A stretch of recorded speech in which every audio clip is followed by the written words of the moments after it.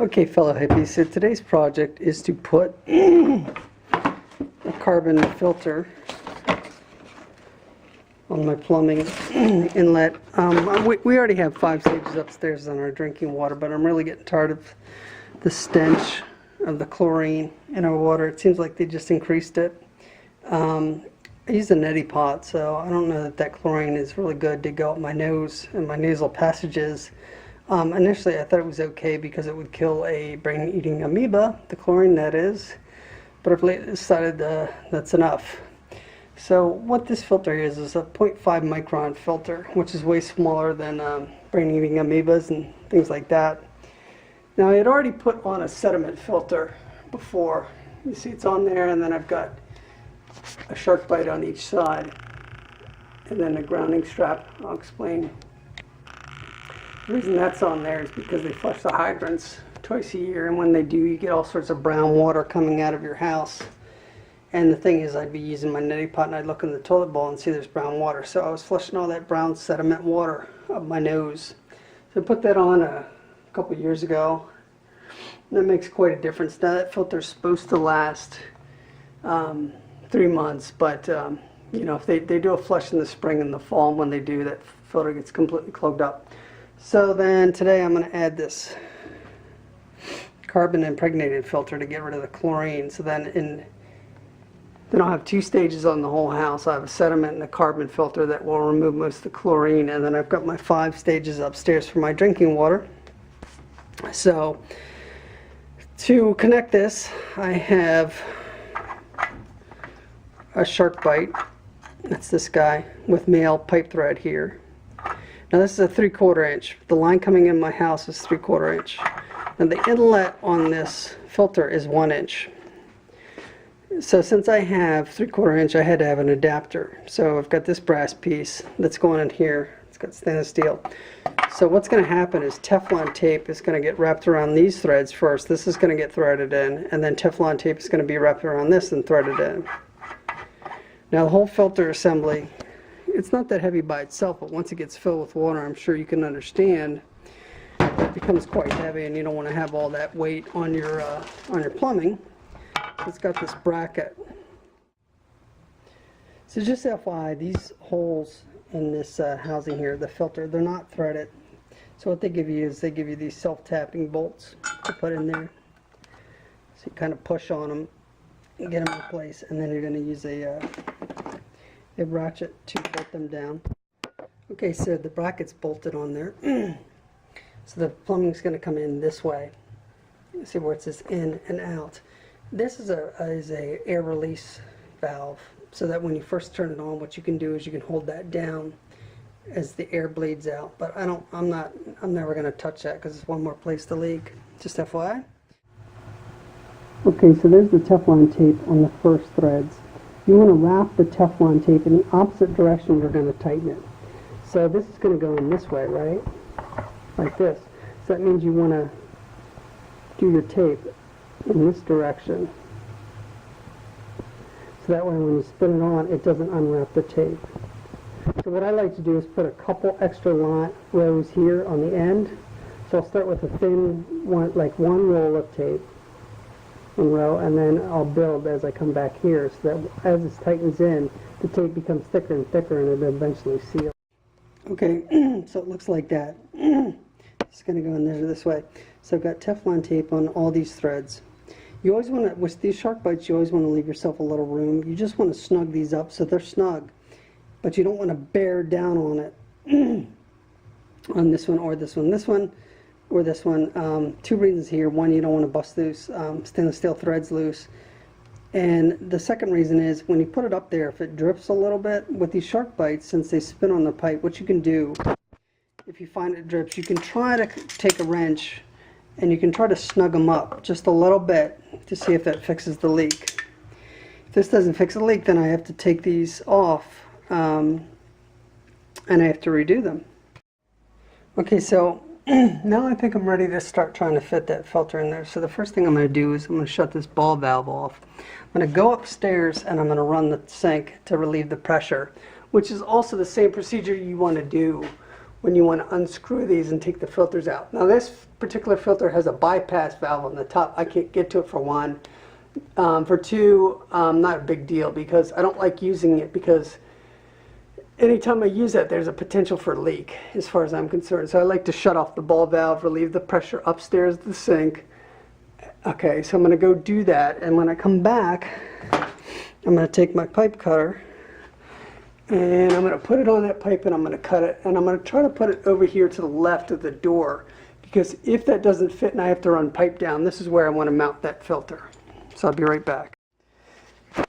Okay, so I have a bucket here because when I cut into that pipe it's going to leak out, it's going to spray all over the place. I'm going to try to catch most of it in here. I'm also going to remove this stuff from the wall so it doesn't get soaked. Okay, so since I couldn't mount it up there where I intended to, I need to mount it down here on the wall. So I had this old piece of shelving board. I have several of them left over from another project, a shelf insert I made. So here it is, and we're going to put that up there and bolt it or screw it to this. Okay, so I decided to move it over to the left in case I ever want to bring that one down here. I'd say it's 2020. Had I known I was going to do this, instead of putting that sediment filter up in the rafters like it is, I just would have cut it here, brought it down, put it right here. I don't feel like moving it right now, but I may later. So I need to bring that down, that water down. And I got some elbows and things today and some copper pipe. And these elbows, see, these elbows here, these copper ones that I'm going to solder on are really cheap. They're like $1 something. And then I've got these 45-degree 3/4 inch elbows. They're going to go up top. Now soldering everything down in here shouldn't be a problem because there won't be any water in it, and I can do it, you know, outside and all that. The big deal is soldering up there. I don't want to do that. A lot of times you can't get the water out of your line and you can't get a good joint. So here we go. Okay, so I made this piece to go in the filter. I wanted as few SharkBite joints as I could get for possible leaks for one, and for two, cost. So I'm going to make one like this on the other side. If I remember, I'll try to show you when I do one joint. And it's a pretty good joint there. So hopefully she won't leak. Okay, so there's the filter. There's this pipe I made.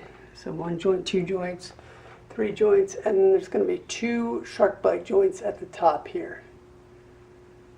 So I have to go to the store and get two more. And I'm going to make an identical piece for the other side. See, I left room if I want to bring that one down here. Okay, so here it is with both pipes on, the right and the left. So I need another joint, one more, and there'll be two SharkBites up there. So before I cut in the line, I'm going to make sure I have everything, and I may just do it tomorrow. So I'm going to cut like a 17-inch section out of that pipe.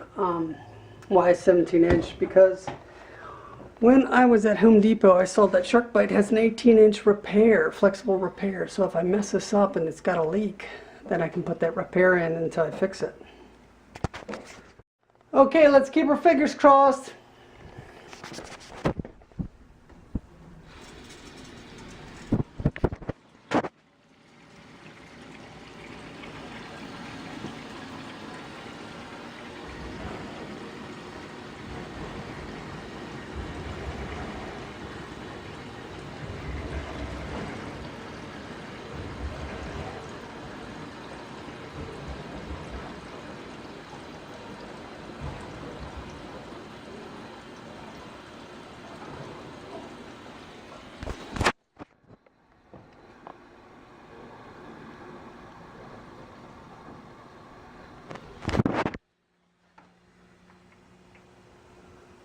Wow, I don't see any leaks yet.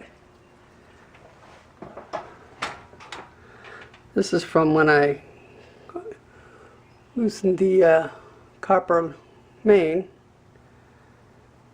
I am surprised because I'm not the best at soldering, but those joints, I have to admit, look pretty darn good. So I'm going to get a paper towel and look at it and try to make sure that nothing's leaking, and then I'm going to fasten these back to the wall. Awesome. Okay, I see a little bit of a leak around the Teflon tape around this joint. So what I said earlier, I think, is I always leave a little room in there. You don't want to torque these down before you put this on there. Now I have a little bit of room, so what I'm going to do is I'm just going to put a slight tightening on that. And since it's a SharkBite fitting and that's designed to spin, it's no problem. So let's see if we can see that little leak up. Okay, so I think I have it. I just, I put a wrench on there and I just give it a little snug. Let's see if it...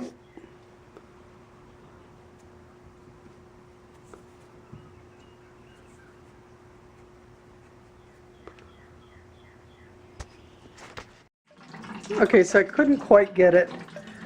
So I took that out, and I have to take this joint out and re-Teflon tape that. I didn't do a good job, obviously, of Teflon taping it. So I'll be back with you in a few minutes. Okay, so with the application of some more Teflon tape, it's sealed. This side sealed right away. None of my joints leak. Great. Some of them look pretty nice, I have to say. So now I'm going to fasten all this up to the wall. Make sure to hold that pipe so it doesn't rattle around and come loose. But other than that, it's a done job. Thanks for watching, and I am looking forward to not having chlorine smelling water.